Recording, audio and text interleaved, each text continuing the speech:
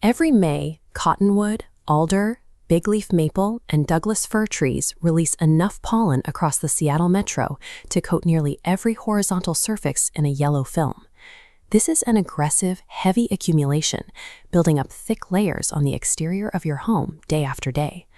Most homeowners assume they don't need to worry about it. The logic is simple. Treat the house like a dirty car windshield and let the Pacific Northwest spring rain rinse the yellow dust away. But that rain is actually causing a specific chemical reaction. Pollen is highly hygroscopic. That means it actively pulls moisture out of the air and holds onto it. When spring rain hits your siding, it doesn't clean the surface. It acts as a bonding agent, taking a loose film you could have brushed off and cementing it into a hardened, difficult-to-remove layer. As water hits that established layer of pollen, the individual particles act like tiny sponges. They absorb the moisture and rapidly swell in size. Looking closely, these jagged particles swell and lock their edges into the microscopic pores of the paint.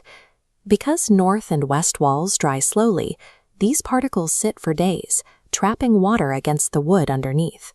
By the time June arrives, you can't just rinse this off.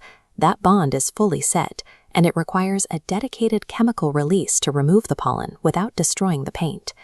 While that pollen sits locked onto your siding, it creates the perfect environment for secondary problems to develop. All that trapped moisture is the exact precondition needed for algae and mildew to take root. That faint yellow dusting you notice in May provides the base layer for the persistent green algae that spreads across the shady sides of your house by July. The second problem hits your window screens. The standard mesh traps that fine particulate much faster than rain can wash it through, eventually packing your sliding tracks with a film that bakes hard when the summer warms up.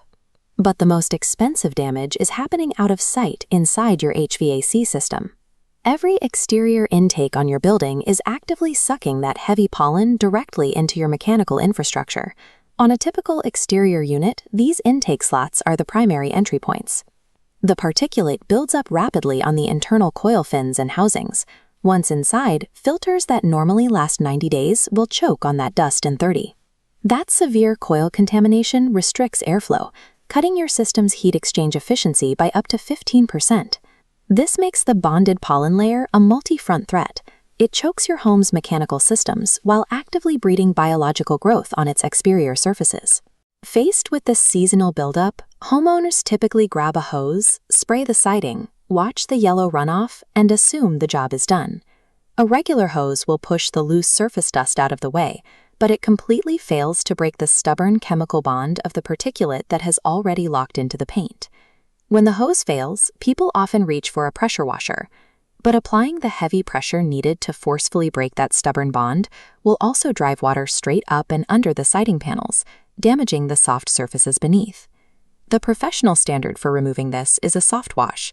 This method relies on very low pressure combined with a specific cleaning solution that chemically breaks down the bonded pollen so it can be safely rinsed away. Attacking a chemical bond with raw mechanical force yields two outcomes: an incomplete clean that leaves the roots of the pollen behind, or serious structural water damage to your walls. Leaving that layer on your house through the summer carries real financial consequences. Paint and siding surfaces that stay constantly damp through May and June degrade fast. Repainting a typical Pacific Northwest home will run you anywhere from $4,000 to $10,000. Compare that to a professional soft wash, which costs a fraction of the price. It's also far cheaper than buying 3 times as many HVAC filters or paying a technician up to $400 a visit to scrape pollen out of your clogged coils. To see if your home has crossed from loose dust to a bonded layer, start with a simple physical test.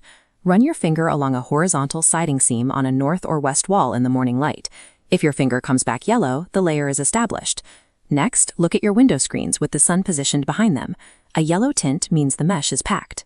Then, pull your HVAC filter. If it was clean in March and looks loaded by early May, your intake is pulling heavy contaminants. Finally, pay close attention to your own biology. Notice if your indoor allergy symptoms spike specifically when you are sitting at home rather than when you are outdoors. That is a clear indicator of HVAC contamination. Stop treating your house like a windshield. Once you recognize that the spring pollen has chemically bonded to your home, you can run these simple checks and use the right chemistry to protect your property.